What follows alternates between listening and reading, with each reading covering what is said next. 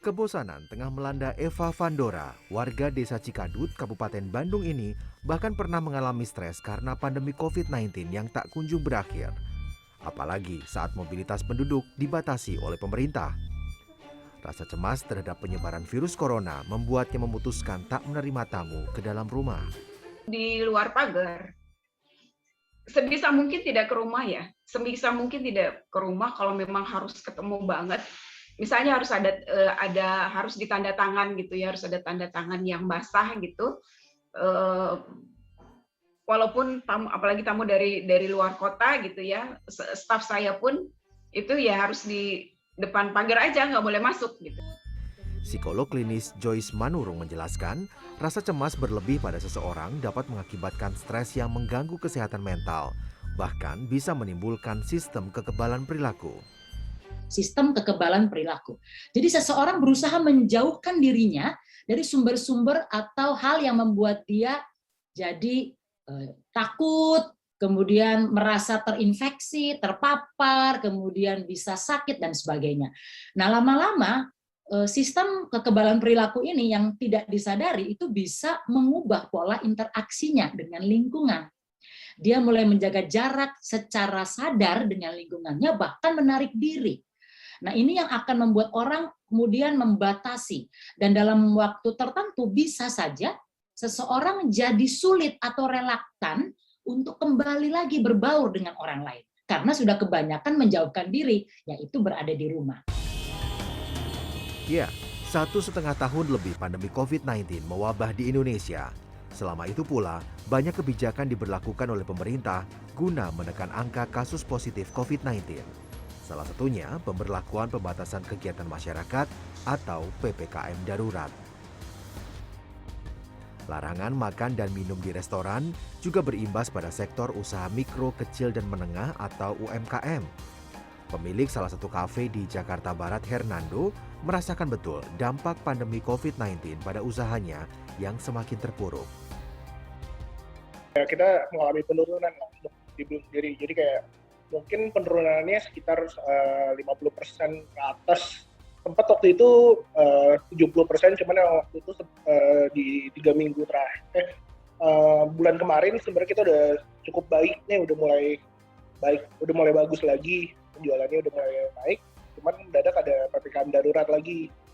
Nah, jadi kayak ya drop lagi kayak. Aku jumpa diri. Tak hanya sektor usaha kuliner, pandemi juga membuat industri hiburan kian lesu. Penyanyi asal Bandung, Jawa Barat, Denny Saba, mengaku butuh kesabaran lebih untuk dapat kembali menyanyi di panggung yang kini harus terhenti sementara waktu. Nyesek-nyesek ya. Tapi bersyukurnya di awal-awal pandemi itu, tahun-tahun kemarin itu, saya dengan MA itu masih ada beberapa event tapi di TV ya. Jadi masih terobati lah. Cuma kerinduan rasa pengen ketemu, latihan bareng. Apalagi kalau saya ngajar choir itu kan lebih enak kalau onsite dibanding online ya. Online itu memang lebih melelahkan gitu kan. Kita nggak bisa dengar suara orang lain. Kita ngomong sendiri dari awal sampai akhir gitu kan. Pengen banget bisa ketemu, dan itu memang udah dari tahun kemarin itu memang ini kapan sih beresnya gitu. Ya, masyarakat kini dihadapkan dengan ketidakpastian, aturan pemerintah yang berubah-ubah, terganggunya perekonomian, hingga terbatasnya kegiatan sosial berpotensi mengganggu kesehatan mental seseorang.